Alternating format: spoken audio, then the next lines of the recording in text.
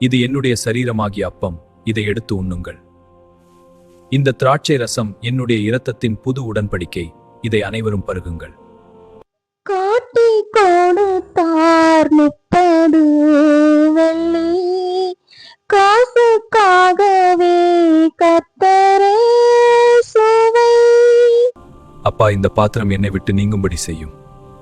ஆயினும் என் சித்தத்தின்படி அல்ல, உம்முடைய சித்தத்தின்படிக்கிறது. உமது சித்தம் நிறைவேறுவதாக. இரவில் சீடர்கள் தூங்கும்போது இயேசு பின்னணியில் ஜெபம் செய்கிறார். நீங்கள் சோதனைக்கு உட்படுத்தாதபடிக்கு விழித்திருந்து ஜெபம் பண்ணுங்கள். இயேசுவை கைது செய்ய வருகிறார்கள்.